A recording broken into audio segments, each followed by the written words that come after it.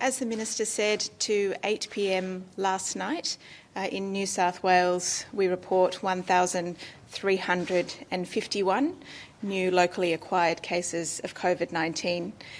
We're really pleased to see people continuing to come forward for testing in the numbers that you are, and we're also really pleased to see the vaccination rates increasing at the rates they are, as the Minister outlined, and particularly in some of those areas of concern in those 12 LGAs.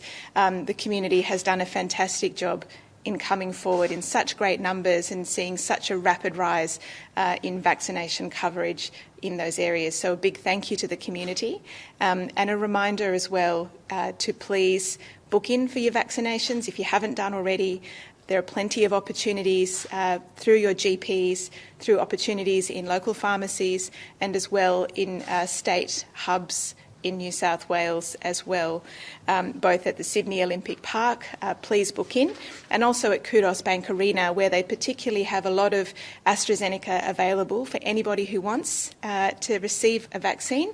You're welcome to just walk in to the Kudos Bank Arena. They will register you and you'll be able to get your AstraZeneca shot there. So I'd encourage anybody who hasn't yet got their vaccinations, their first dose or their second dose, to please book in at any available opportunity to do so. There are currently 1,231 COVID-19 cases admitted to hospital. 231 people are in intensive care, and 108 people are currently requiring ventilation.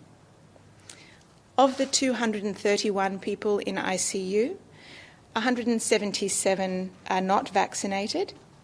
49 people have had one dose of a COVID-19 vaccine, and 5 people have had 2 doses.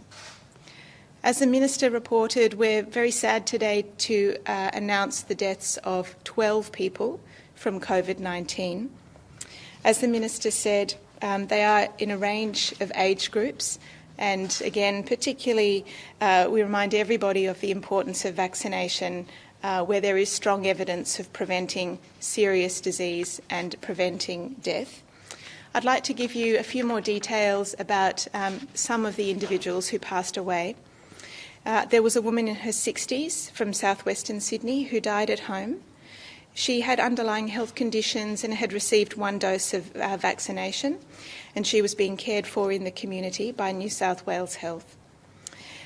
We report also a man in his 90s from Western Sydney who died at Westmead Hospital. He had acquired his infection at the Hardy Guildford Aged Care Facility, and this gentleman's death is the second death linked to the outbreak at this facility. We are also aware of the death of a woman at home in Western Sydney yesterday. We understand that she had some significant underlying health conditions for which she was receiving treatment at Blacktown Hospital. This lady had tested negative for COVID-19 in recent days. However, she was also in contact with people who did have COVID-19, so the circumstances of her death are being further investigated by the coroner.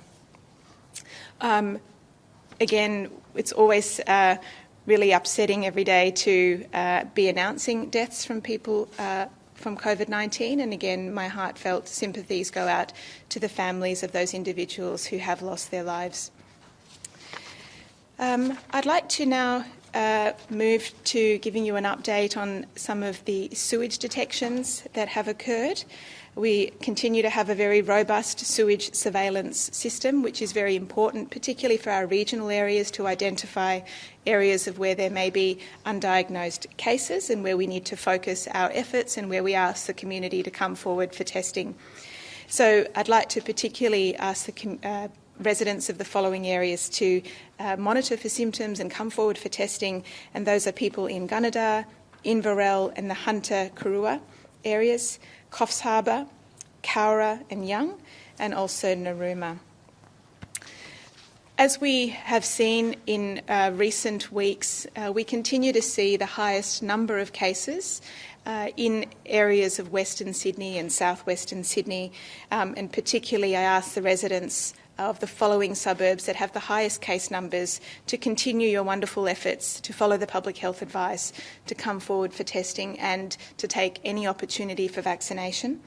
And they are residents of Greenacre, Guildford, Auburn, Busby, Bankstown, Marylands, Blacktown, Punchbowl, Liverpool and Yagoona.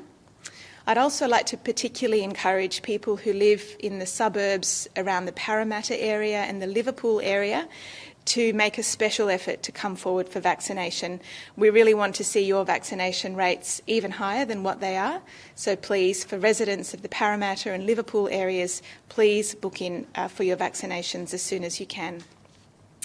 In relation to what the Minister mentioned around our concern about the area of Albury and also Lismore, I'll start with Albury. We have 2 cases in Albury where we are unsure of the source of those infections. There are possible links to Sydney.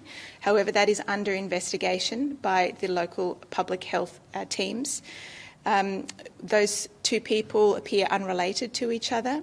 There are a number of exposure sites in the Albury area and those issues are being worked through by the local team. And so I'd ask everybody living in the Albury area to please be vigilant for symptoms. Please come forward for testing. In terms of Lismore, we report 1 case in Lismore, again with a possible link to Sydney and again with exposures in the community around Lismore. So for residents of Lismore, again, we ask you to please monitor for symptoms, pay attention to the public health advice and come forward for testing promptly. Thank you.